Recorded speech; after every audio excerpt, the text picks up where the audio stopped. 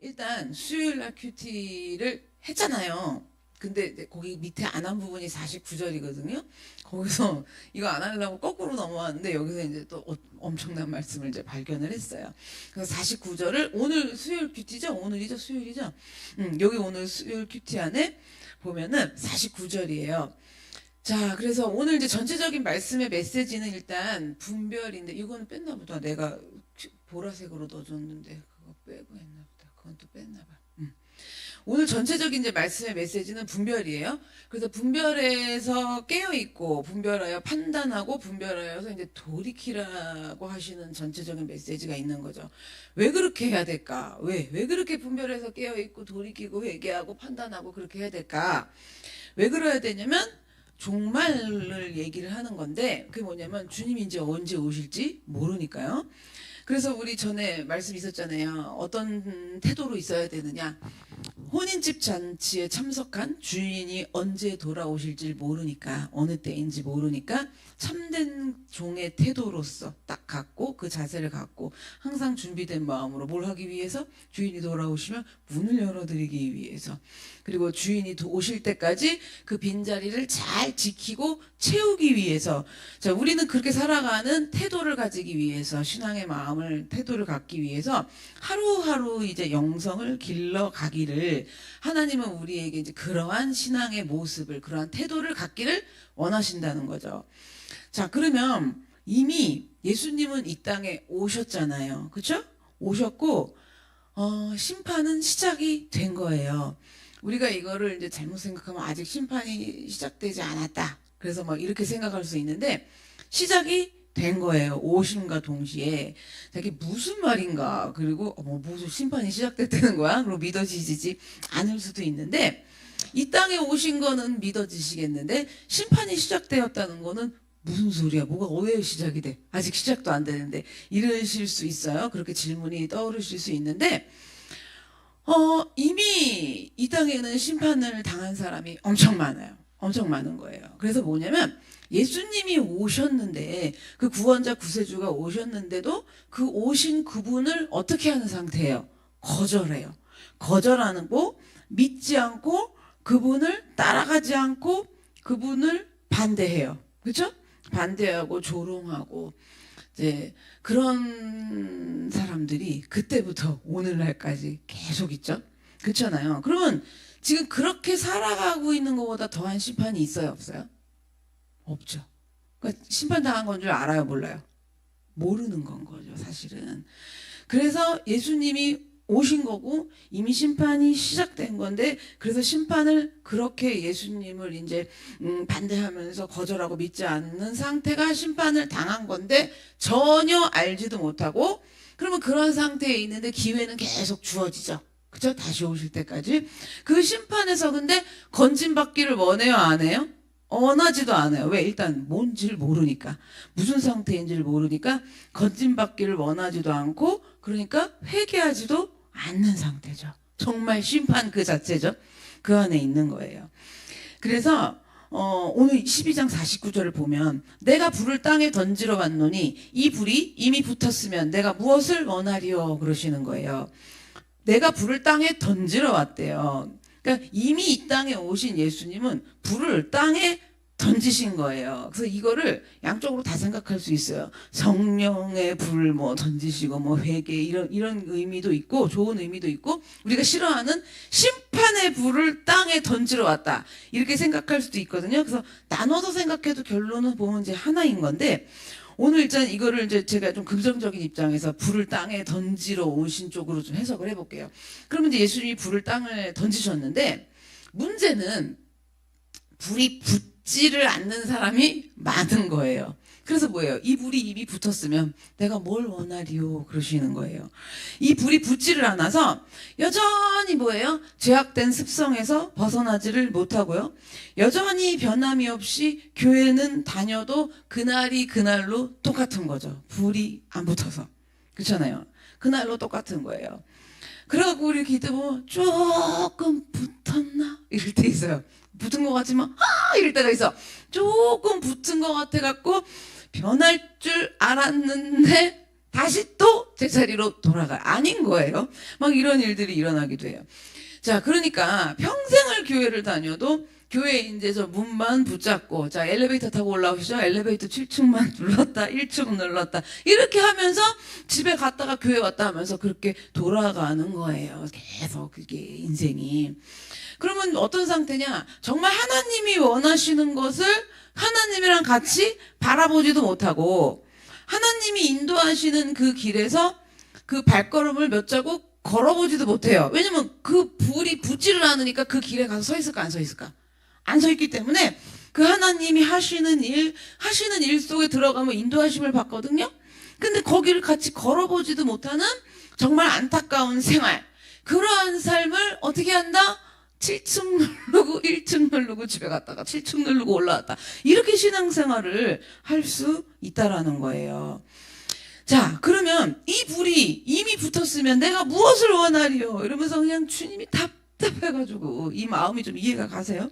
그래서 정말 예수님이 던지신 불인데, 주님이 던지신 불인데 이게 붙었으면은 그분이 뭘 바랄 게 있겠어요? 그렇지 않아요? 뭘 원하실 게 있겠어요? 문제는 던져서 안 붙으니. 그렇잖아요? 와, 그러니까 깔고 앉아도 안 되는 거야, 예수님이 정말. 그렇게 되지를 않으니까 이제 문제인 거죠. 그래서 그 불이 땅에, 이 땅을 좀 내 마음이라고 좀 생각을 해요. 내 마음과 생각과. 이 내 마음과 이 내 생각에 그 불이 던져지면 어떤 일이 일어나느냐? 불이 뭐예요? 다 태우잖아요? 그쵸? 다 태워서 죄로부터 전부 정화시키는 작용을 할 거 아니에요. 그러니까 이게 불이 떨어지면 뭐가 일어난다? 회개가 일어나겠죠. 이건 전 자동으로 일어나요. 그렇잖아요?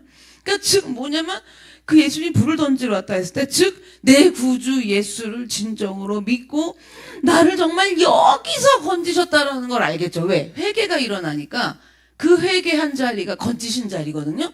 거기서 건지신 분이심이 믿어지니까 또 일어나, 회개가. 그러면서 너무너무 감사한 건 거예요. 자, 그런데 문제는, 그러면 이게 지금 그렇게 되는 사람과 그렇게 되지 않는 사람이 있다라는 거잖아요. 그렇잖아요. 불을 던지러 왔는데 그럼 이게 무슨 얘기냐? 불을 던지러 오면 그런 회개하는 일들이 일어나기 때문에 회개하는 자들과 회개하지 못하는 자들과 분리가 일어나겠죠. 나뉠 거 아니에요. 중간은 없어요. 네. 정확히 이게 분리가 일어나는 거예요. 그래서 50절을 보시면 나는 받을 세례가 있으니 그것이 이루어지기까지 나의 답답함이 어떠하겠느냐 그래요. 받을 세례가 있다라고 말씀하시는 건 뭐냐면, 받을 세례가 있대. 예수님 이미 세례 받으셨잖아요. 근데 뭘 또 받느냐? 그랬을 때 이건 뭘 말하냐면, 십자가 지시고 죽으시고 부활하셔야 돼요. 나 때문에. 지금 그게 뭐냐면 우리 때문에 그 십자가를 지시고 부활하시는 그 일, 그게 지금 나의 받을 세례가 남아있다라는 거예요. 이 일을 다 마치셔야, 십자가의 일을 다 마치셔야 또한 또 뭐예요? 불을 줄 수가 있으니까. 예수님이 그 일이 지금 이루어지기까지 얼마나 지금 답답하시겠어요. 그렇잖아요? 그래서 우리가 이런 마음인 거예요. 좀 빨리 자라나서 더 좋은 걸 깨닫고, 더 기쁜 걸 깨닫고, 더 많이 이 하나님의 좋은 그 비밀의 것들을 알아가고, 이런 가장 좋은 최고의 것들이 있거든요. 우리가 생각하는 최고의 것이 아닌 하나님이 주시고 싶은 최고의 것들을 주고 싶은데, 제발 좀 불이 붙어서, 제발 좀 빨리 자라나서 이런 것들을 알았으면 좋겠는데 답답함이 있으신 거라는 거죠. 그러면서 51절에 말씀하시는 거예요. 내가 세상에 화평을 주려고 온 줄로 아느냐? 내가 너희에게 이르노니 뭐래요? 아니라 도리어 분쟁하게 하려 함이로라 그러는 거예요. 이제 잘 보셔야 돼요. 오늘 이제 중간중간 이상하게 들으시면 완전 헷갈리세요. 잘 보셔야 돼요. 예수님이 이 세상에 오셨을 때 뭐라고 우리 보통 알고 있어요? 이 땅의 평화를 이러잖아요. 그래서 예수님이 오심으로 근데 세상에 평화가 온 게 아니라는 거죠. 내가 화평을 주려고 온 줄로 알았느냐 이러시는 거예요.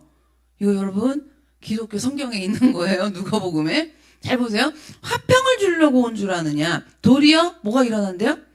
분쟁이 일어난대요. 일어나게 돼 있다 그러는 거예요. 도리어 분쟁하게 하려 합니다. 이러는 거예요. 이 분쟁하다라는 말은 뭐냐면요. 갈라져 갖고 다툰다라는 건 거죠. 그래서 이게 좀 잘 이해가 안 갈 수 있어요. 평화에 왕이신 그분이 우리한테 그 평화를 좀 나눠주러 오신 분인데 화평을 주러 온 것이 아니라 도리어 분쟁하게 하려 오신 거라고는 지금 51절 말씀이니까 도무지 이해가 안 가요. 근데 이제 말씀을 계속 좀 더 보세요. 자, 무슨 분쟁이 일어나느냐. 52절이에요. 이후부터 한 집에 5사람이 있어 분쟁하되 셋이 둘과 둘이 셋과 2대3, 3대2 이렇게 갈라진다는 거죠. 그래서 밑에 보세요. 아버지가 아들과 아들이 아버지와 어머니가 딸과 딸이 어머니와 시어머니가 며느리가 며느리가 시어머니와 뭐래요? 분쟁하리라 하시느니라 이러는 거, 하니라 이러는 거예요. 이게 이제 불이 떨어지는 거, 복음이 떨어진 거잖아요. 십자가의 복음이. 이게 복음이 딱 떨어지면은 이걸 잘 보셔야 해요. 사람과 사람이 나뉘어요. 그래갖고 어떤 일이 일어나냐? 끼리끼리 모여요. 끼리끼리 모여갖고 뭘 만들어주냐? 분쟁거리를 만들어준다는 거예요. 그래서 복음이 뭘 만들었대요? 이러한 분쟁을 만들었다라는 표현인 건 거예요. 그래서 여러분 십자가 복음이 선포가 되면요. 한 집에서도 한 가정에서도 사람이 나뉘어져 버려요. 교회에서도 나뉘어요. 셀에서도 나뉘어요. 근데 여기서 좀 정리를 잘 하셔야 돼요. 이전에 우리가 끼리끼리 모여갖고 나뉠 때는 불이 떨어진 게 아니에요. 그냥 싸우느라고 나뉘는 거예요. 그리고 뭐냐면 나랑 마음이 맞는 사람 여기 보이고 저쪽 패랑 이렇게 막 이거는 지금 주님이 말씀하시는 복음이 불이 떨어져서 예수님이 지금 복음이 떨어져서 분쟁이 일어나는 상황이 아니었어요. 그러면 지금은 이 시기에 들어가요. 뭐냐면 분명히 하나님 말씀하셨고 회개하라고 회개하고 말씀이 들려갖고 그 회개한 말씀대로 살아가려는 사람이 있어요. 뭐가 떨어져서? 불이 떨어져서. 근데 그렇게 하려는 사람과 아직 안 떨어졌어. 떨어져도 덜 떨어져서 왔다리 갔다리 해. 그러면 이게 나뉘어버린다고요. 그래서 분쟁이 일어난다는 거야. 둘이 셋, 셋이 둘. 여러분 셀에서도 일어나고요. 집에서도 일어나고요. 교회 전체적으로도 일어나요. 이걸 어떻게도 보셔야 되냐면 우리나라에는 교회끼리도 일어나겠죠. 불이 떨어진 교회와 안 떨어진 교회가 안 떨어진 교회가 떨어진 교회 잡아먹으려는 거예요. 나라별로도 일어나겠죠. 이걸 보셔야 돼요, 여러분. 그러니까 이걸 보시면 지금 그랬잖아요. 아버지와 아들과 아들. 여기 남편과 아내는 없어.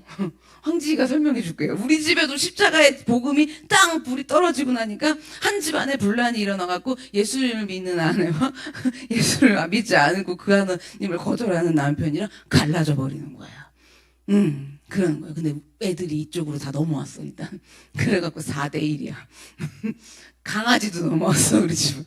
그잖아요. 갈라지는 거예요. 그 넘어오게 하는 것도 얼마나 힘든 줄 아세요? 옛날에 그랬어요. 우리 지원이가. 우리 남편이 했더니, 아빠 따라가고 지옥 갈 사람! 서들아! 이런 거예요. 그랬더니 혜연이 막 제가 핍박당할 때, 혜연이 울면서, 엄마 따라 천국 갈 거예요. 이러고 승원이는 나랑 붙었다는데, 최지원 7살이에요. 아빠 옆에 붙더니, 아빠랑 함께 가는 거라면 전 아빠를 따라가겠어요. 이러는 거예요. 한 6살인가? 아빠랑 함께 가는 거면 자기는 지옥을 따라 뭣도 모르니까. 걔도 넘어왔어, 이제. 그러니까, 보세요. 복음의 불이 그렇게 들어오기 전에는 여러분 사이가 좋았다니까요. 사이가 좋았다니까. 그렇게 싸우고 산 게 아니에요. 그럼 내가 무슨 얘기 하려고 하는지 아시겠죠? 그러면 예수님이 그렇게 분쟁을 일으키시는 분이냐? 그 말이 아니라는 건 거죠. 이 얘기가. 구원이 선포되고 그 불이 떨어지니까 그 불을 받은 사람도 있는데 그 불이 싫은 사람도 있는 거예요. 그 불을 받으면 어떻게든 내 죄를 보고 뭔 일이 생기면 카라스바 그걸 알아내려고 하나님 제가 지금 어떻게 해야 되나요? 이러는데 그런 거 하기 싫어하고 뭐가 뭔지 몰라. 이 사람들 있는 거예요. 이런 사람들도. 나뉘어버린다고요. 그래갖고 이쪽끼리 아유 둘 셋 셋 둘 뭐 이런 식으로 딱 뭉쳐버리는 거예요. 자기들끼리 이렇게 이게 섞일 수가 없는 건 거예요. 그러니까 이 영적 느낌을 잘 받으셔야 되는데 이쪽에 모인 사람이 어떻게 된 줄 알아서 이쪽에 불을 받은 사람이 싫어요. 그러니까 이게 같이 이게 다 떨어지는 건 거죠. 그러니까 구원도 싫고요. 뭐냐면 그 불을 꺼트리고 싶어. 응. 꺼뜨리고 싶다고요. 기운 빠지게 만들어버리지. 꺼뜨리고 싶은 저항하는 세력의 힘이 둘, 셋, 셋둘 이렇게 나뉘면 여기 있는 거예요, 그게. 그러니까 이게 어떻게 돼? 이게 둘로 나눠질 수밖에 없겠죠. 이거는 중간은 없어요. 중간에 있는 사람은 뭐 저는 뭐 상관 안 해요. 뭐 이런 사람은 심각한 거죠. 그렇잖아요.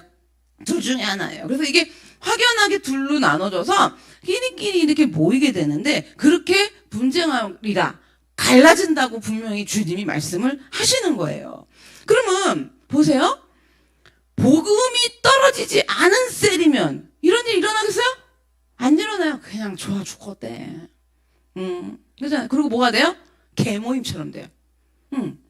근데 이게 복음이 떨어지지 않은 가정이라면 어쩌면 그렇게 부부 사이도 좋고 맨날 놀러 다니고 캠핑하고 잘 지내더라. 그렇지 않아? 좀 기분 좋으세요?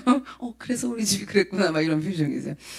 교회도 다 마찬가지인 거예요. 교회 안에서도 그러는 거예요. 그래서 이러한 놀랍고도 심각한 영적 비밀을 아셔야 된다라는 건 거죠. 이게 지금 보세요. 아버지와 아들이, 아들이 아버지가, 어머니랑 딸이, 딸이 어머니랑 시어머니랑 며느리 이게 막 일어나는 거예요, 지금. 그게. 여기 다 너무 많이 빠져서 사실은. 이게 많이 일어나는 거예요. 셀 안에서도 일어나고. 그래서 복음의 이 빛이, 이 복음의 불이 떨어져서 임하니까 이제 지금 어쩌려고 그러는 거예요. 이제 양쪽으로 갈려지려고 그러는 거예요. 그때 정신을 차리고 분별하고 판단해갖고 중심을 잃어버리면 될까요? 안 될까요? 중심을 잃어버리면 안 된다는 거죠. 지금 복음의 빛이 선포돼갖고 떨어지면은 못 견뎌요. 못 견뎌갖고 지금 예를 들어 보세요. 안 떨어졌어. 떨어지는 게 싫은 사람들이 있어요. 내재보고 회개하기 싫다고요. 이런 사람들은 이게 떨어지면 못 견뎌서 싫으니까 한쪽으로 몰려가갖고 사실 어떤 현상이 이게 나눠지는 거냐면 다시 어둠 속으로 숨어 들어가는 거예요. 근데 숨어 들어가는 건지 알아요, 몰라요? 모르죠. 모르죠. 절대 모르죠. 그때 이게 양쪽으로 갈리면서 판단해야 돼요. 이쪽이냐, 이쪽이냐. 그렇잖아요. 선택을 해야 되는 거예요. 이 양쪽으로 지금 갈라지는 문제를 가지고 주님이 책망하시면서 가르쳐 주시는 내용이에요. 자, 그래서 이제 다음 장 목요일로 큐티로 넘어갈게요. 계속 연결돼요. 54절, 55절을 볼게요.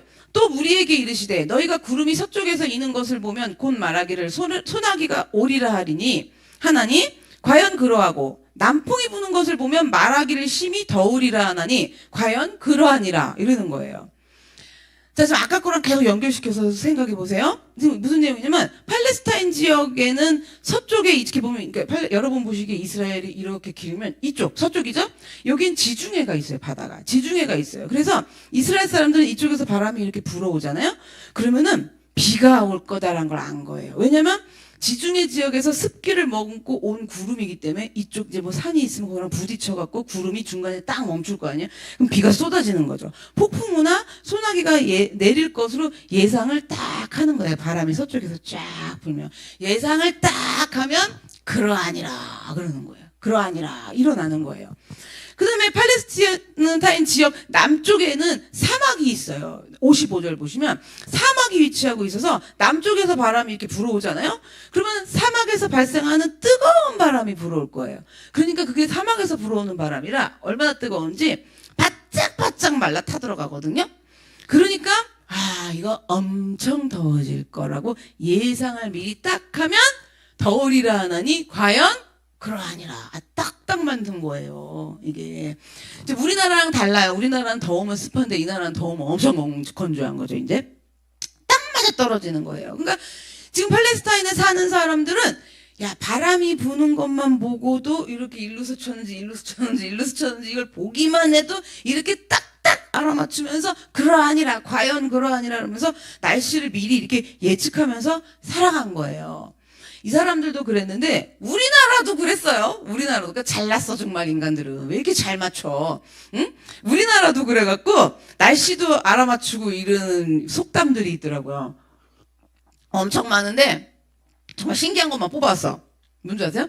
벚꽃이 일찍 피면 풍년이래요. 들어보셨어요? 그러니까 모를 것만 갖고 왔지. 왜 그런 줄 아세요? 봄이 되면은 벚꽃이 피는데 벚꽃이 빨리 피잖아요. 그러면 이게 날씨가 빨리 따뜻해진 거라는 거죠. 그러니까 기온이 높아져서 농작물이 잘 자랄 수 있었다라는 거예요. 옛날에. 그러니까 이게 뭐 어느 시대부터인지 모르겠어요. 뭐 신라 시대부터인지 뭔지 하여튼. 그 다음에 처서가 지나면 모기 입이 삐뚤어진대요. 모기를 잡아서 그거 봤나? 모기 입이 삐뚤어진다는 거예요. 입이 삐뚤어지니까 어떻게 돼요? 피를 못 먹는 거. 여기 딱 요래야 되는데 여기 이렇게 되면 못 빨아먹는 거. 그 좀 이따 이런 다녀도 이게 시렁시렁 힘이 없어. 아시죠? 8월 처서면 8월 한 25일쯤 넘는데요. 그쯤 지나면 목이 별로 힘없는 거 아시죠? 그리고 옆에 이렇게 붙어도 피 안 빨아먹어. 그렇잖아요. 그러니까 모기가 그렇게 힘이 없어지고 입이 삐뚤어져갖고 못 먹는 거죠. 이게 침이 똑바로 있는데 삐뚤어져갖고 못 먹기 시작할 때라는 거죠.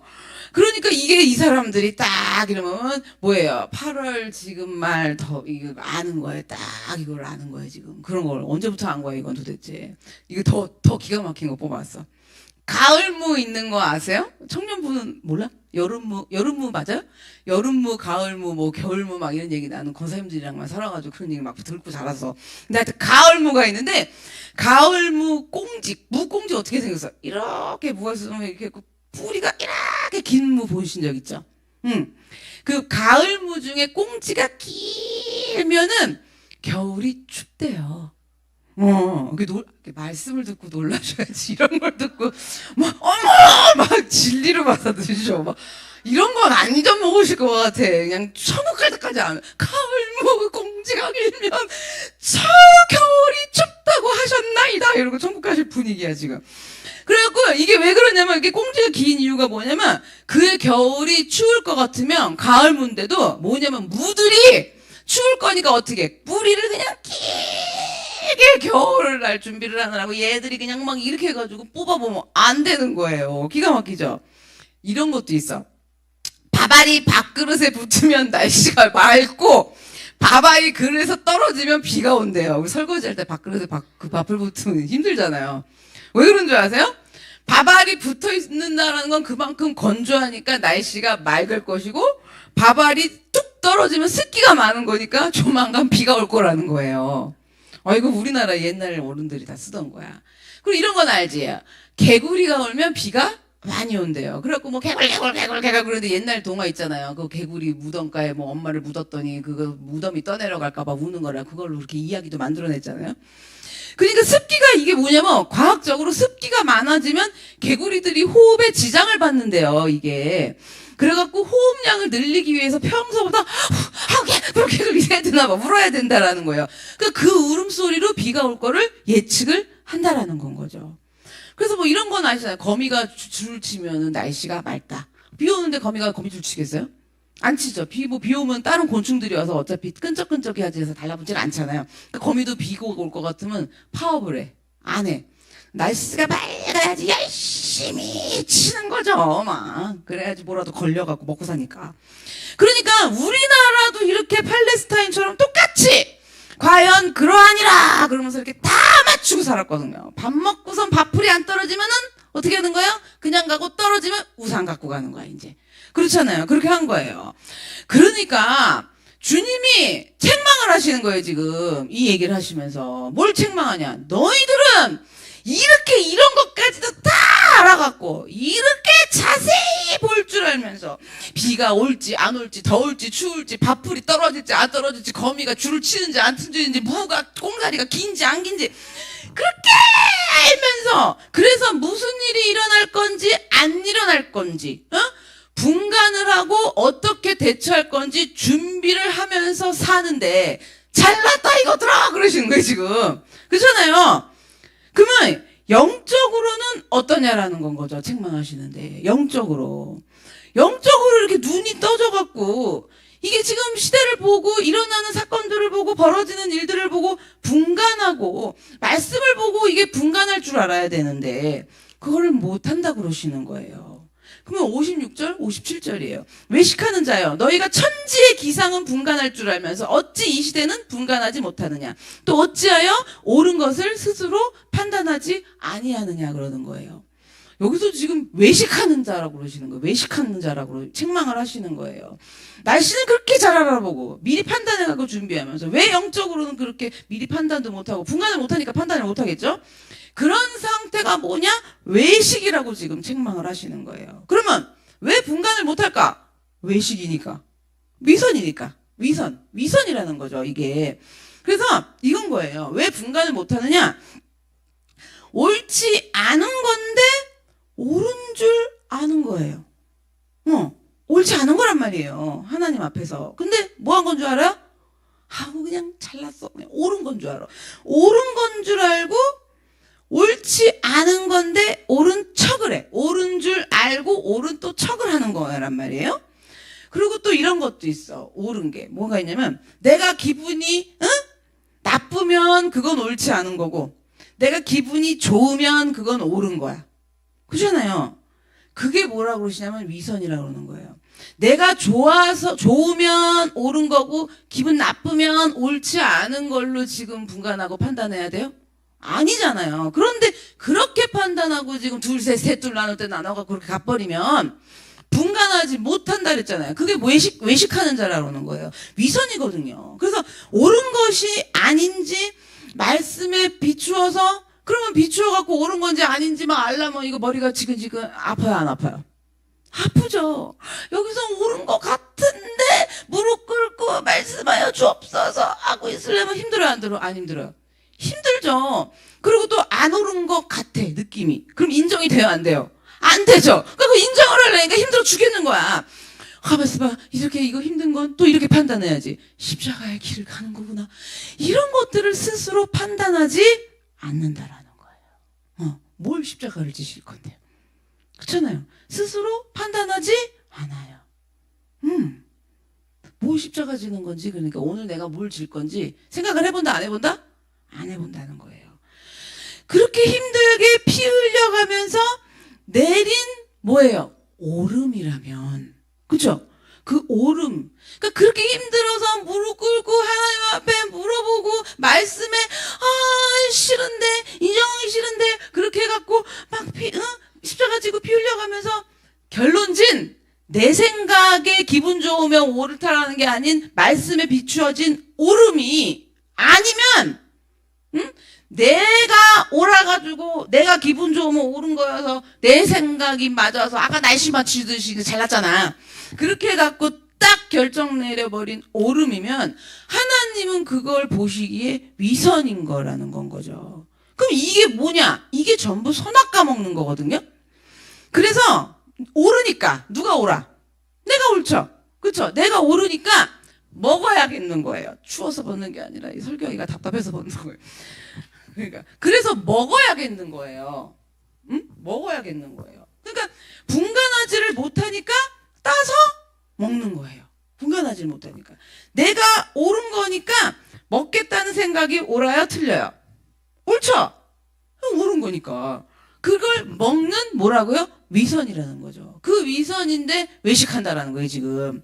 그래서 이게 어떻게 되느냐? 하나님이 왜 먹지 말라고 하셨는지 기억을 막 해내야 되거든요. 먹고 보는 게 아니라 기억을 막 해내고 가만 있어봐. 스스로 판단하지 않았대잖아요. 스스로 판단해보고 먹지 않아야 하는데 그러면 먹지 말라는 징조가 있잖아요. 그래요, 안 그래요? 하여튼 우리 교회는 하도 먹나 봐. 그러니까 징조가 나타나기 3일 전, 이틀 전, 일주일 전에라도 꿈이라도 징조를 보여줘, 안 보여줘? 근데 올라가지고 해석을 내 맘대로 해. 그리고 해석을 목사님이 해줘도 소용없어. 그냥 먹지 말라는 징조를 봐도 분간이 되지를 않으니까 먹지 말라는 징조를 보여줘도 스스로 판단을 안 하고 어떻게 하는 거예요? 그냥 먹는 거예요. 그냥 먹는 거예요. 그러니까 지금 하나님이 이 예를 드시게 생겼어요? 안 드시게 생겼어요? 야, 밥풀에 불이 붙었는지 안 붙었는지, 바람이 이쪽에서 오는지 안 오는지, 하늘은 그렇게 쳐다보고 비가 올지 안 올지 기가 막히게 알아보잖아요. 그건 그렇게 징조를 알아보면서 어떻게 그렇게 먹지 말라는 징조를 보고도 판단해보지 않고 먹느냐. 그렇죠? 그럼 이 판단은 또 뭐예요? 아까 둘, 셋, 둘 됐을 때 징조를 알아보고 이쪽으로 갈 건지 이쪽으로 갈 건지 판단해야 되는 거 아니에요? 그렇잖아요. 판단을 못해. 판단을 못하는 거예요. 그래서 하나님하고 나하고의 사이에서는 무엇이 옳은 것이고 무엇이 그른 것인지 그렇게 뭐가 없다? 눈치가 없고, 응? 눈치가 없어, 눈치가. 그리고 하여튼 그냥 내 남편이 이상한 건 눈치가 그렇게 빠르고 남들이 죄 짓는 건 눈치가 되게 빨라. 그냥 저 집사님 상태가 안 좋네. 이런 건 왜 이렇게 눈치가 빨라? 어? 남이 어디 와서 상태가 안 좋은 건 눈치가 그냥 천단이야. 내 거는 눈치를 본다 못 본다? 못 본다. 그러니까 판단을 못 하지. 그렇잖아요. 그러니까 분간을 하지 않고 그러니 판단이 서지를 않는 거예요.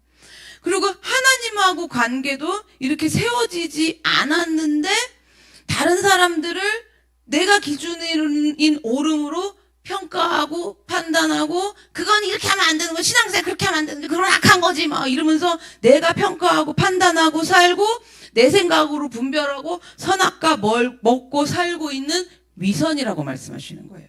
그런데 문제는요, 믿지 않는 자들이 아닌 믿으려는, 그래도 무지 잘 믿어보려고 했던 바리새인들이 하나님을 잘 믿어보겠다고 하다가 전부 이렇게 된 거거든요. 이건 안 믿는 사람들이 이런 게 아니라는 거예요. 누가 그랬다고요? 하나님도 그것도 어떻게 믿어보려고 그랬다고요? 잘 믿어. 잘도 보통 잘 믿어보려고 그랬어요? 그럼 제일 위험 인물이 누구예요? 나다. 이러셔야지.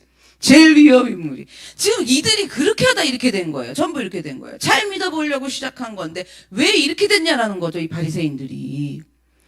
그냥 우리는 성경에서 바리새인만 연구하면 축복을 받을 것 같아.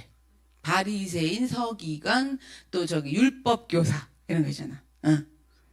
하다 내가 아주 빌라도까지도 회개를 해봤고 저는 빌라도예요. 좀 이따 빌라도 얘기 나올 건데 잘 믿어보려고 한 건데 왜 이렇게 되었냐라는 거예요. 잘 믿어보려고 한 건데 열심히 지키면서 해보려고 그러는데 위선자라는 책망 들으려고 처음부터 시작했을까요?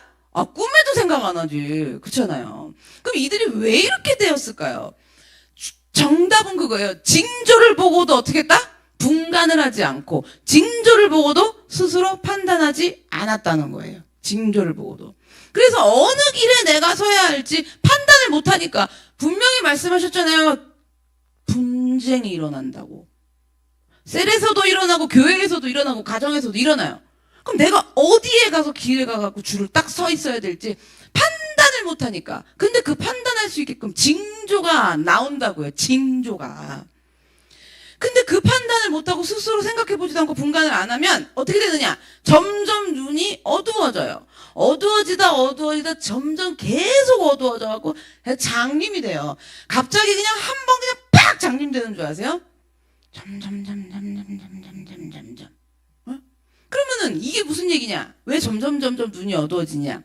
이 바리새인들처럼요, 믿으면 믿을수록 오래 믿을수록 그렇게 된단 말이에요. 지금 그러면 제가 여기서 충격을 드릴게요. 여기 지금 계신 분 중에 10년 이상 안 믿은 사람이 없어. 혜원이만 해도 20몇 년 믿었어. 그렇죠? 이게 지금 믿으면 믿을수록 이렇게 되는 거예요. 이거 지금 스스로 판단하지 않으면, 분간하지 않으면 징조를 보고. 그렇잖아요. 그래서 58절, 59절 말씀이 먼저 갈 건데, 예수님은 지금 뭐냐면 지혜롭게 분간해서 판단해야 하는 중요성을 말씀을 하시면서 예를 들어서 말씀하시는 거예요. 재판장에 끌려가는 상황을. 58, 59. 내가 너를 고발하는 자와 함께 법관에게 갈 때 길에서 화해하기를 힘쓰라. 그가 너를 재판장에게 끌어가고 재판장이 너를 옥졸에게 넘겨주어 옥졸이 옥에 가둘까 염려하라. 내게 이르노니 한 푼이라도 여기도 없죠. 내게 이르노니 한 푼이라도 남김이 없이 갚지 아니하고서는 결코 거기서 나오지 못하리라 하시니라 그러는 거예요. 이거를 이제 예수님이 계속 예를 더 드시는 거예요. 뭐냐면 어떤 사람이 고발을 당해갖고 지금 재판장에 가야 되는 거예요. 근데 지금 58절에 너를 고발하는 자와 함께 법관에게 갈 때에는 화해하기를 힘쓰라고 그래요. 화해하기를. 자, 예를 들어서 내가 이제 큰 잘못을 저질렀어요. 이제 문제를 일으켰어. 그러면 나를 고소하려는 사람이 있잖아요. 내가 누굴 때렸어. 그래서 누가 나를 폭력으로 지금 고소를 한 거예요. 그러면 재판을 받으러 법관에게 가야 되는 일이 생긴 거예요. 이제 폭력 전가를 달아야 되니까 제가. 그러면은 그 전에 하는 일이 있죠. 뭐를 해요? 뭐에 힘써요? 피해자와 합의를 보기에 엄청 힘쓰죠. 그래갖고 그냥 사정을 하고 합의를 본단 말이에요.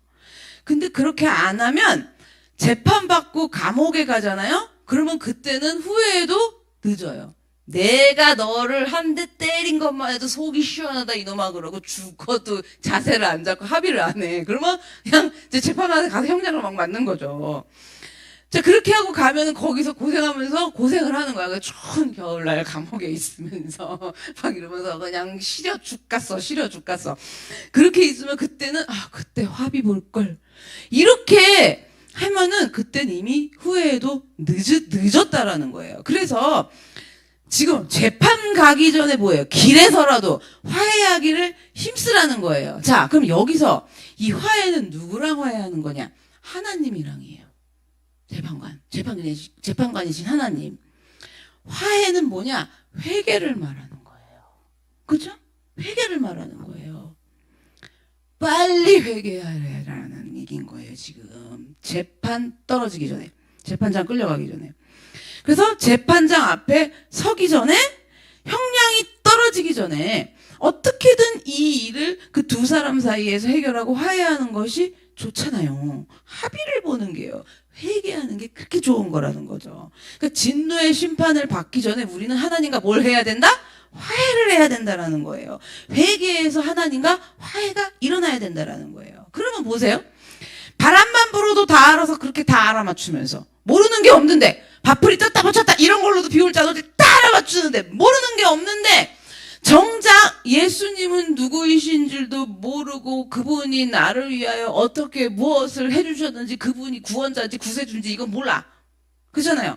그런 것도 모르고 그러니까 그분 앞에 그 십자가 앞에서 내가 어떤 자세를 취하고 있어야 되는지도 모르고 그러고 있는 거예요. 하나님과 어서 빨리 그 십자가 앞에서 자세를 취해서 어서 빨리 하루라도 회개하기 위하여 화해하기 위하여서 회개해야 하는데 급하잖아요 지금. 그럼 속히 무엇부터 회개해야 되는지도 모르고 어디서부터 회개해야 되는지도 몰라. 응? 대충 때우려고 그냥 입고 바로 콘나고 이러는 거죠. 어디서부터만 제가 깊은 회개 얘기했잖아요. 계속 거슬러 올라가서 막 가정 다 뒤지고 교회 다 뒤지고 막 나와야 된다 했더니 어디서부터 어디까지 회개해야 되는지도 모르고 이런 거를 지금 징조를 보고 분간해갖고 무슨 회개를 할지 판단하라는 건 거예요. 그러니까 이건 모른다라는 거예요. 지금 뭘 회개하는지도 분간하는지도 모른다는 거죠. 날씨는 그렇게 잘 맞추면서 그래갖고 우산은 죽어도 들고 나가잖아요. 안 갖고 나오면 어떻게 해요? 큰일 났네. 우산 안 갖고 가서 큰일 났네. 우산 안 갖고.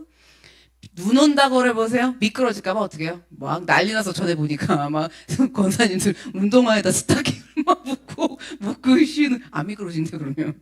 우리 교회 속담이야. 눈 오는 날, 눈 오기 전에는 운동화를 스타킹으로 묶자. 그러니까요. 그냥 오기 전부터 그냥 걸 묶어갖고 막 그런 건 그렇게 다 준비하고 대비하고 그렇잖아요. 그렇게 할지언정 그렇게 살아가는 우리들은 지금 그렇게 영적인 것은 행하지 않기 때문에 주님은 외식이라고 그러는 거예요. 그렇게 다 알면서 그렇게 준비하면서 너네들을 외식하는 거다라고 부르시면서 책망하시는 거예요. 그래서 이렇게 미리미리 분별하고 스스로가 징조를 보고 분별했으면 스스로 판단해갖고 그렇게 가야 되는데 하나님과 화해하기를 싫어하고 거부한 사람은 그래서 결국은 옥에 갇히잖아요. 옥에 갇힌 사람은 59절이에요. 그러면 그때는 뭐래요? 일단 옥에 갇히면 한 푼이라도 남김없이 갚지 않고는 결코 그 안에서 나오지 못한다고 하시는 거예요. 한 푼. 자, 한 푼이면 뭔지 아세요? 그 당시에 가장 낮은 금액 단위를 얘기하는 거예요. 그러니까 우리로 치면 지금 10원 뭐 이렇게 되겠죠. 1원 뭐 이렇게. 그것까지 다 해결해야 된다라는 건 거죠. 아무리 하찮은 것이라도 내가 그것쯤이야 뭐 하면서 여긴 것이라도 다 그 옥에 들어가면 그 안에서는 갚지 않고서는 거기서 나올 수가 없다라고 말씀하시는 거죠. 그러니까 우리가 거기 들어가서 그렇게 할 필요 없잖아. 이 한 푼인 것도 옥에 들어가기 전에 어떻게 하면 돼요? 이 자세 잡고 징조를 보고 분간하고 판단해갖고 십자가 앞에서 처리하고 줄 잘 쓰고 끼리끼리 어느 줄 쓸 건지 쫙 줄 서고 이렇게 하면은 옥에 가가지고서 지금 한 푼이라도 갚지 않으면 못 나오는 거보다는 여기서 알아서 한 푼까지 다 갚으면 되는 거 아니에요? 한 푼까지 다 해결하면 되는 거 아니에요? 그러니까 우리가 그렇게 아직 옥에 가지 않았잖아요. 기회가 있을 때, 그렇게 기회가 주어졌을 때, 그쵸? 그런 기회를 하나님이 주신 건데 회개하지 않으면 심판을 피할 길이 없다라는 거예요, 지금. 복음의 불이 떨어져 갖고 분쟁이 일어나서 두 갈래로 나눠지는 현상이 일어나요. 일어난다 그러셨어요. 일어나면 분간해서 분별해서 스스로 판단해 갖고 복음의 불이 떨어진 길에 서 있는 길이 어딘가를 찾으시고 글로 들어가셔야 되는 거예요. 고집 피고 그냥 우린 여기가 좋사오니 막 이러고 있으시면 옥에 들어가면요 한 푼이라도 남김없이 갚지 않고 못 나온단 말이에요. 미리 들어가면 좋잖아요. 징조를 보라고요. 요즘 셀 모임 하면서 누가 그렇게 내 자를 보면서 말씀을 듣고 그렇게 알아보나. 징조를 딱 보고 그쪽으로 붙어야지. 그래 안 그래요? 뭐? 흔히 이쪽으로 붙었다가 지금 뭐예요? 옥에 들어가고 한 푼까지 딱 갚고 나오실래요? 그 얘기예요. 징조는 그렇게 보는 거예요. 징조는. 그러면 여러분, 내가 뭘 회개해야 하는지, 어디서부터 회개해야 하는지 날씨 맞추듯이 그 감각으로 신중하게 판단하고 물으면서 걸어가야 되는 거예요. 그렇게 판단하여서 찾아서 회개하며 건짐을 받는다라는 거죠. 자, 그러면 3월 7일 금요일 거 큐티로 갈게요. 그러면 하나님은 기회가 있을 때 이렇게 빨리 화해하라고, 길에서라도 화해하라고, 회개하라고 하시는 거예요. 그러면 하나님은 왜 이렇게 서두르라고 그러시는 걸까? 그쵸? 왜 이렇게 서두르라고 그러시는 걸까? 이게 지금 금요일 큐티에서 좀 풀어볼 건데요. 왜 이렇게 서두르라고 그러냐? 왜냐하면 우리도 언제 이런 일을 당하게 될지 모르기 때문이라는 거예요. 자, 회개를 빨리 하라고 촉구하시느라 누가복음 13장 1절부터 5절까지 말씀이 그 안에 두 가지 사건이 일어나요. 두 가지 사건이 실제로 일어난 사건인 것 같아요. 근데 그 두 가지 일어난 사건을 통해서 이런 일이 너네는 또 언제 당할지 모르기 때문에 빨리 회개하라고 가르쳐 주시는 거예요. 자, 빨리 회개해야 된다고 이제 그러고 있는데 13절 1절에 그때 마침 두어 사람이 예수님을 찾아온 거예요. 두어 사람이 와서 빌라도가 어떤 갈릴리 사람들의 피를 그들의 제물에 섞은 일로 예수께 아뢰니 그러는 거예요. 회개 빨리 해야 된다고 막 촉구하고 계시는데 지금 이 두어 사람이 예수님 찾아왔죠. 그러면서 뭐라 하냐? 빌라도가 갈릴리 사람들의 피를 그들의 제물에 섞은 일이 생겼대요. 자, 피를 제물에 섞었다. 이게 무슨 말이냐? 이런 일이 생긴 거예요. 유월절을 맞이해가지고 갈릴리에서 사람들이 예루살렘 성전까지 찾아가고 올라온 거예요. 예배하러. 그래서 성전 뜰에서 예배를, 자기들 재물도 막 사람들 재물도 있죠. 놓고 예배를 드리던 이 갈릴리 사람들이 있었는데 빌라도가 군인들을 시켜갖고 살해를 한 거예요. 학살이 일어난 거죠. 그러니까 지금 뭐냐면 그렇게 갖고 와갖고 군인들이 와갖고 군인들이 성전까지 들어오는 일을 생각을 해보세요. 이들이 얼마나 성전을 중시 여겼어요. 예루살렘 성전을. 근데 그 안에 빌라도가 보낸 군인들이 들어와갖고 이 갈릴리 사람들을 살해를 한 거예요. 그러니까 살해를 하면서 그 안에서 막 학살이 일어나니까 성전에서 제사 드리는 사람들의 제물에 막 피가 튀고 난리가 난 거죠. 그러면 또 아시죠? 시체, 부정한 거 이런 거 알죠? 그러니 그 제물에 피가 나고 난리가 난 거예요.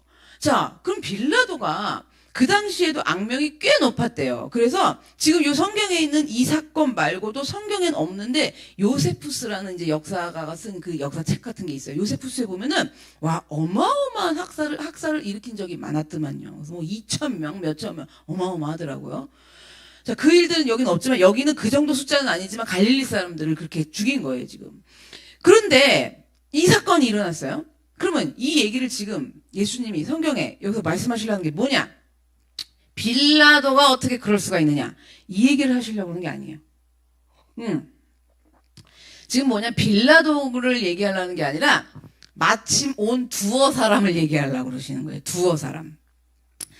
뭐냐면 이렇게 이 얘기를 하러 온 사람들의 의도를 말씀하시려고 하는 거예요. 이 두어 사람의 의도. 예수님한테 와서 말하는 의도. 이게 중요한 거예요. 쉽게 말해갖고 예수님한테 이 학살 사건을 알리러 온 이들의 의도가 뭐였냐? 이런 거예요. 성전에서 죽었어요. 누가? 갈릴리 사람들이요. 성전에서 죽었다고요. 도대체 갈릴리 사람들은 무슨 죄가 있길래? 뭐가 있겠지? 있겠지. 아닌 그러면 밖에도 아니고 어떻게 성전에서 죽을 수가 있어. 아니 땐 굴뚝에 연기가 날 수가 없는데 아무 죄도 없다면 아니 어떻게 예배드리다가 성전에서 죽을 수가 있어요. 이러한 심정과 생각이 자꾸 드는 상태에서 그게 패러다임으로 갖고 있는 상태를 가지고 예수님한테는 빌라도가 죽였대요 이렇게 하러 온 거예요. 지금 이렇게 하러 온 거예요. 그러니까 예수님이 대답을 하시는 거예요. 대답하여 이르시되 너희는 이 갈릴리 사람들이 이같이 해받음으로 다른 모든 갈릴리 사람보다 죄가 더 있는 줄 아느냐 그러시는 거예요. 갈릴리 사람들이 성전에서 죽었는데 이들이 모든 사람들보다 그러니까 너보다 죄가 더 있는 줄 아느냐, 너보다 죄가 더 많아서 거기서 죽은 줄 아느냐 그러시는 거예요. 지금 여기 갈릴리 사람들이 죽었는데 이 사람들이 죄가 네보다 더 특별한 죄를 져서 죽었다라는 생각을 하지 마라 이러시는 거예요. 그리고 13장 그래서 3절을 볼게요. 그러면서 예수님이 다시 또 예를 드시는 거예요. 너희에게 이르노니 뭐라 그러고요? 요 예는 아니구나. 그러면서 뭐라 그래요? 너희에게 이르노니 아니라 네가 생각하는 것처럼 무슨 죄를 지었길래 아니라 뭐라 그러세요? 너희도 만일 회개하지 아니하면 다 이와 같이 망하리라 그러는 거예요. 그러니까 그 사람들 죄가 어찌하다 저찌하다 따지지 말아라. 너의 죄보다 크고 특별한 거 없다. 네가 생각하는 것보다 네 죄보다 크고 특별하게 지은 죄도 없다. 그러니까 너에게 이르는데 너도 만일 회개하지 않으면 다 이들처럼 망하리라. 그렇게 예수님이 말씀을 하신 거예요. 무섭죠. 그래서 그 당시에 유대인들의 관념 속에는 재난을 당한다거나 어려움을 당한다거나 고난을 당하는 사람들은 죄로 말미암아서 이러한 일을 당하는 거지라는 고정관념이 이제 머릿속에 박혀 있었어요. 이게 근데 우리도 바뀔 수밖에 없어요. 왜냐면 내가 내 죄를 보잖아요. 내 죄를 봐갖고 이런 어려움 속에서 나의 죄를 찾고 이렇게 있다 보면 사람이 100% 죄인이었고 너는 무슨 죄를 졌니? 이게 나와요. 그렇잖아요. 그러니까 그렇지. 이게 나오는 지금 그 얘기인 거예요. 이거 중요한 거예요. 이거 우리 너무 필요한 거예요. 그래갖고 그걸 가진 채로 지금 일어난 이 사건을 예수님 앞에 이 사람들이 물어본 거예요. 그럼 4절을 계속 더 볼게요. 예수님이 이어갖고 더 말씀하신 거예요. 또 넌 사건이 더 있었다. 그럼 이건 예수님이 말씀하시는 거예요. 실로암에서 망대가 무너져 치어 죽은 18사람이 예루살렘에 거하면 다른 모든 사람보다 죄가 더 있는 줄 아느냐 그러시는 거예요. 실로암 망대가 무너져갖고 18명이 죽은 사건이 일어난 거예요. 이런 거 다 재난 사건이잖아요. 막 뭐 비행기 사고 막 이런 것처럼 현대판으로 말하자면.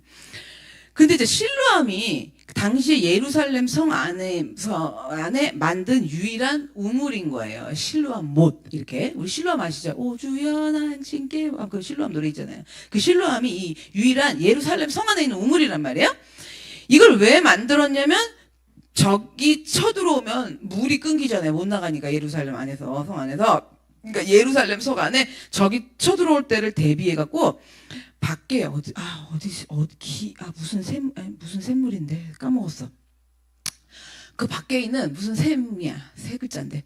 그 샘에서 끌어오기 위해서 터널식으로, 그러니까 우리 말하면 지금으로 하면 수도관을 만든 거죠.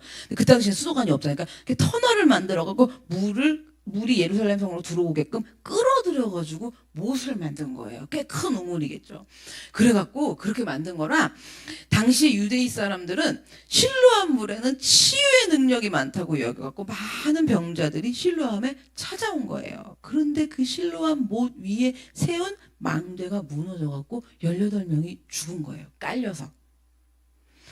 그런데 그 당시 유대인들은 저 망대에 깔려 죽은 8명은 도대체 어떤 죄를 지어서 죽게 된 것일까? 이게 또 시작됐어요, 이제. 그래서 이러는 거 있죠. 어머! 내가 좀 전에 저 망대 밑으로 지나왔는데 하나님의 은혜예요. 저는 안 죽었거든요. 이렇게 되거든요. 어머! 내가 딱 지나왔는데 무너진 거야. 어머! 그러면 나는 은혜고 저들은 죽었어. 저들은 무슨 죄를 지었길래 어머!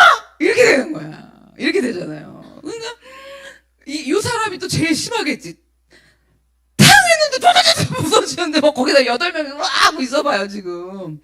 그렇잖아요. 나는 안 죽었거든. 이게 막 우리 집은 괜찮은데 뭐 우리 애들은 괜찮아 뭐 이러는 거죠 지금. 다 이런 거거든요.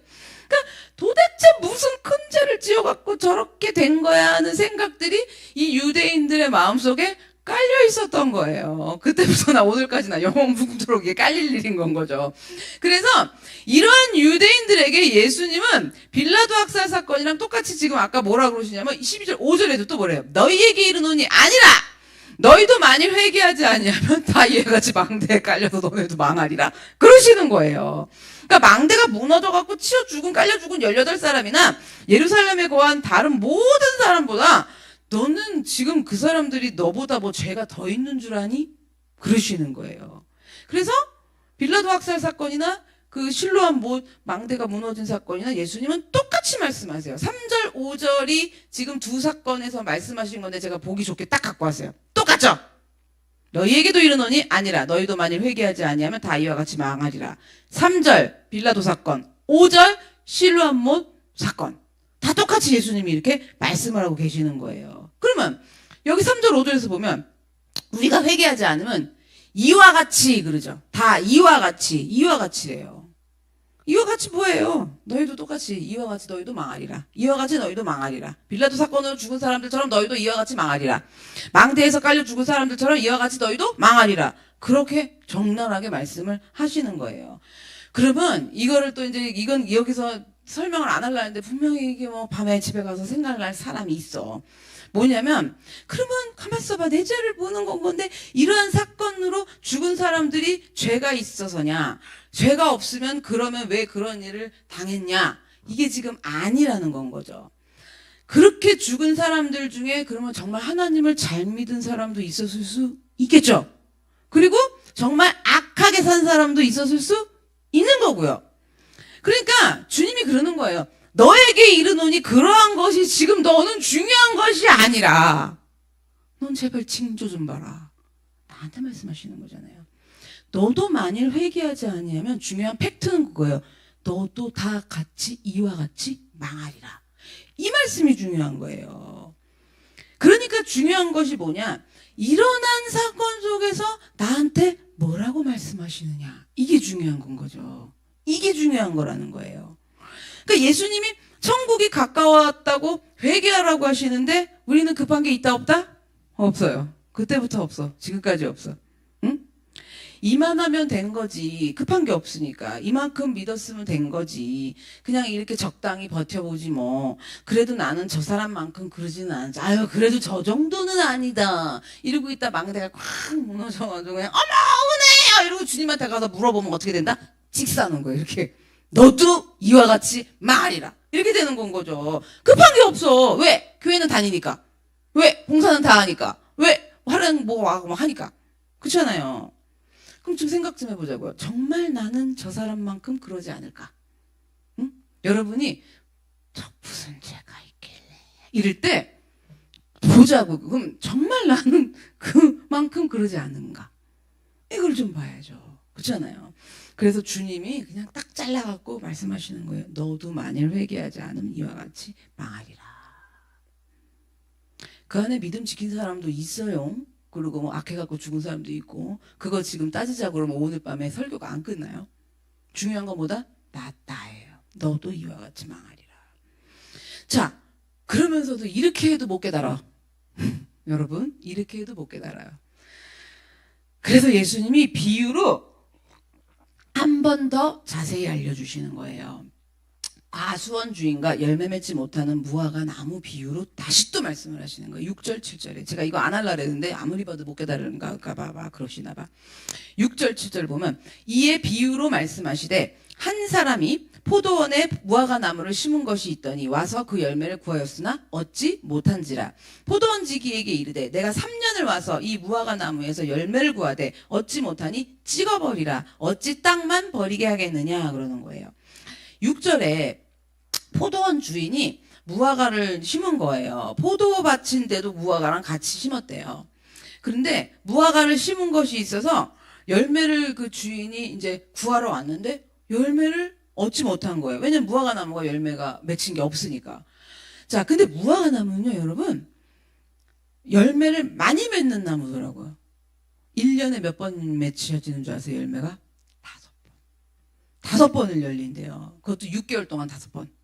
그래서 6개월 후에는 겨울이어서 아무것도 없는 가지로 있다가 다시 6개월 동안 5번 열매를 맺는다는 거예요. 그런데 지금 5번 중에 열매가 한 번도 없다는 거거든요. 한 번도 없다는 거예요. 여지까지 기다렸는데도 열매를 맺은 적이 한 번도 없다는 거죠.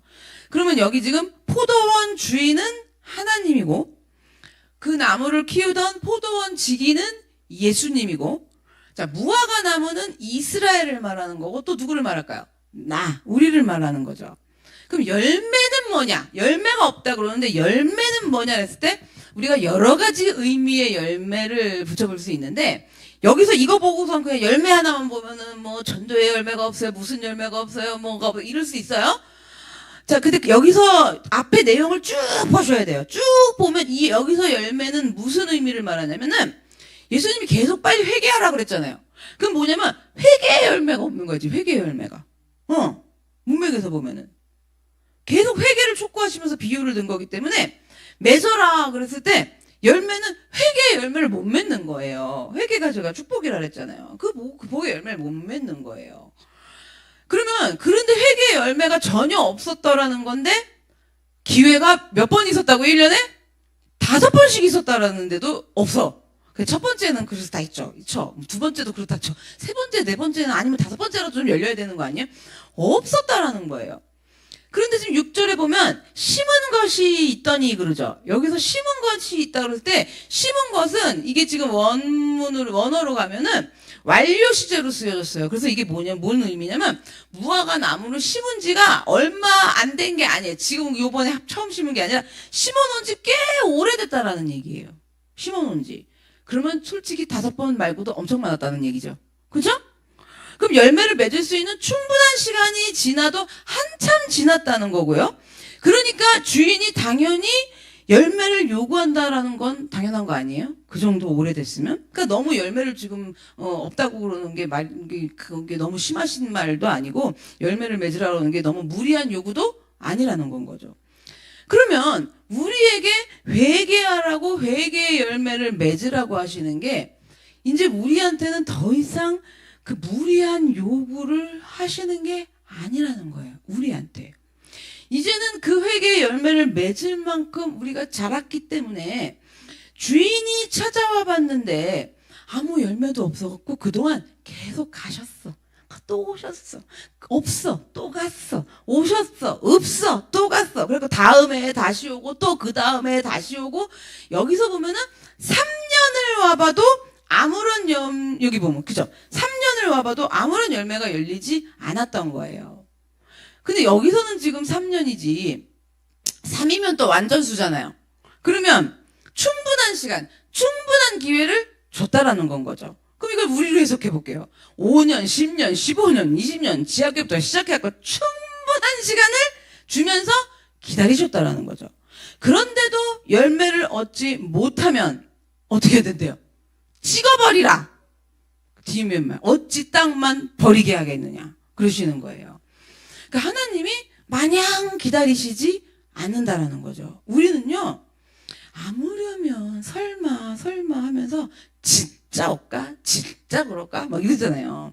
이렇게 막연하게 생각하면서 살아간단 말이에요. 그러면서 그냥 오늘 하루를 대충 생각 없이 분간하지 않고, 그러니까 분간을 안 하고 분별을 안 해보니까 스스로 판단도 안 하고, 그럼 어떻게 된다서 눈이 어두워지고, 그럼 어떻게 됐어요? 분쟁이 일어나는데 이쪽 복음의 불을 받은 쪽과 받지 않은 쪽이면 어느 쪽으로 간다? 눈이 멀어지면 절로 간단 말이에요. 그런 것들을 그냥 대충 넘기고 살다가 그런 현상이 일어난단 말이에요. 그런데 오늘 말씀에서 보면 분명하게 이야기를 해주는 거예요. 뭐라고 분명하게 이야기하세요? 찍어버린다 그런 거. 이게 뭐야? 마지막 때가 있다라는 거예요. 찍어버릴 날이 있다고요. 찍어버릴 날이 있다라는 거예요. 하나님이 우리를 참고 인내해 주시느라 그동안 계속 다시 또 와보시고 또 와보시고 다시 또 와보시고 그러셨는데, 그렇지만 마지막 날은 분명하게 있다라는 걸 우리가 기억을 하고 징조를 보고 분간을 하고 스스로 판단을 해서 이제 자세를 잡아야 돼요. 왜? 찍어버리라는 표현이 바로 그 날이에요. 뭐로 찍을까? 성경에 없지만 도끼로 찍겠지 뭐. 만약에 칼이었으면 이 나무를 켜버리라고 이랬겠죠. 그렇지 않아요? 그 찍어버리라는 표현이 그 날인 거란 말이에요. 그래서 오늘 말씀에서 정확히 판단해서 지금 분별해갖고 보면, 그러면 열매를 맺지 못하는 책임이 누구 책임이에요? 누구한테 있는 거예요? 무화과 나무이죠. 나한테 있는 건 거죠. 왜냐면 열매 맺지 못하는 책임은 포도원 주인이나 포도원직이, 하나님이나 예수님, 포도원직 예수님이라 했잖아요.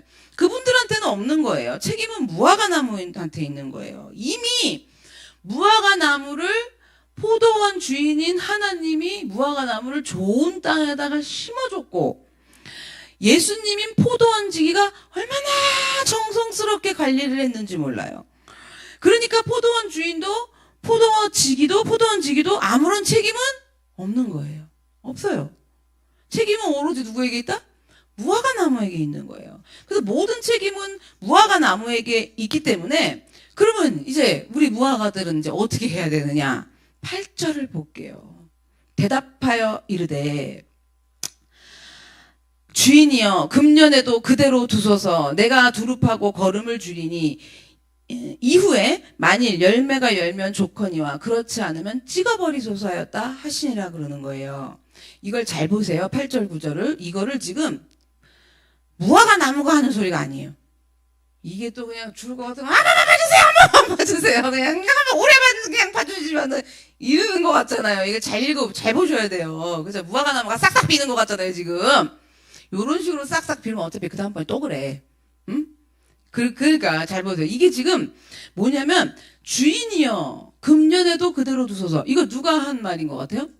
포도원 직이죠. 예수님이죠. 예수님이 주인이여 하나님 금년에도 그대로 두시면 안 될까요? 그러면서 간청을 하는 거예요. 제가요 이번 한 번만 이 올해만 그대로 두시면 찍어버리지 마시고 올해 그대로만 둬보시면, 잘 보세요. 두릅하고 거름을 준대요. 제가 무화과 나무 주변을 두루 파내고 더 깊이 파서 거기에 거름을 다시 한번 줘볼 테니까 1년만 그대로 두시고 한 번만 더 기다려 봐주시면 안 될까요? 라고 포도원 직이 예수님이 간청을 하는 거예요, 지금. 회개의 열매를 내년에는 한 개라도 좀 어떻게 조금이라도 맺을 수 있게끔, 이게 한 번 맺어지면은 5번 열릴 수 있대잖아요. 이러면서 그렇게 할 수 있게끔 제가요 땅을 더 깊이 파보겠습니다. 피를 더 흘려보시겠다는 거잖아요, 지금요. 땅을 더 깊이 파보겠습니다. 땅을 더 깊이 파서 제가 더 거름을 줘보려고요. 말씀을 더 줘보려고요. 그렇게 더 깊이 파가지고 그 말씀으로 가르치고 양육시키고 돌봐볼 테니까 올 한 해를요. 여러분. 작년에 벌써 찍힘 당했는데 벌써 올해가 3월이야. 지금 시간이 9개월밖에 안 남았어. 그렇잖아요. 돌봐볼 테니까 이 열매 없는 무화과 나무를, 회개할 줄 모르는 이 무화과 나무를 도끼로 지금은 찍어내시지 마시고 한 번만 올 한 해만 더 기다려보시면 안 될까요? 라고 예수님이 그러시는 거예요. 예수님이요. 9절 보세요. 그러면서 애원을 하는 거예요. 간청하는 거예요. 마지막으로요. 이번이 정말 마지막이니까 이후에 내년까지만, 올 한 해만 정말 지켜보시고, 내년에 한 번만 다시 와보시고, 만약에요, 지금. 이후에 내년에도 그 회개의 열매가 맺히지 않으면 그때는 찍어버리셔도 좋아요. 그러니까 지금 이번만큼은 주님 멈춰 주옵소서. 지금은 멈추시고 한 번만 기회를 더 주옵소서. 그렇잖아요. 여러분, 이거 우리가 또 가져야 될 예수님의 마음이잖아요. 망대 지나가다 떨어진 사람 보면 무슨 죄를 졌길래가 아니라 이 마음이 또 있어야 될 거고요. 그래서 여러분, 예수님이 나를 살리려고 회개의 열매를 어떻게 해서든지 맺게 해보시려고 나 때문에 그렇게 부탁을 하고 계시는 거예요. 나 때문에 십자가에 달리셔서 그랬잖아요. 저들이 자기가 하는 일을 알지 못한다고, 몰라서 그런다고. 같은 비슷한 내용이잖아요. 그렇게 우리를 십자가에서도 부탁하면서 우리가 그 예수를 만약에 믿으면 내년에라도 그 예수를 믿으면 그 십자가 보혈로 씻고 회개하는 열매를 맺으면 되니까 이번 한 번만 기다려보자고 간청하면서 진노를 예수님이 대신 십자가에서 다 자기가 받으면서 그 진노를 막아주시면서 여러분 우리를 지금까지 데리고 오셨기에 그래도 여기서 이렇게 예배 드리고 아까 그랬죠? 이 바리새인 마냥 7층 누르고 그냥 예배 드리고 가고 예배 드리고 가고 징조는 하나도 못 알아보네. 그런데도 찍어버린 당하지 않은 거예요. 그래서 예수님 때문에 정말 회개의 열매를 이번에는 반드시 맺어야 하는데 예수님이 이렇게 간청하면서 주신 그 기회를 다시 주신 기회를 그 예수님이 이렇게 간청하면서 진짜 다음번에 그러면 그때 찍어버리셔도 좋아요. 이번 한 번만요. 이번 한 번만요 하면서 그렇게 예수님이 간청하면서 기회를 주신 그 기회인데 그 기회마저도 피하기 위해서 자꾸 핑계대면서 시간 미루지 않기를 바랍니다. 그리고 회개하고 순종하면서 살아갈 수 있는 그 기회가 여러분 항상 일생에 있는 게 아니에요. 찍어버린대잖아요.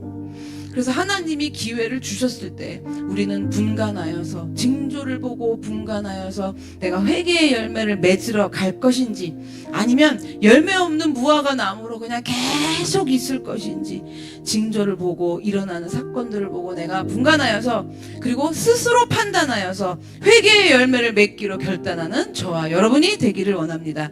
찍어버림 당하는 인생이 아닌 많은 사람들에게 열매를 어떻게 해요? 이제는 나눠주는 내가 회개한 거 갖고 나눠주는 거거든요. 내가 회개한 게 없으면 여러분 나눠줄 게 없어요.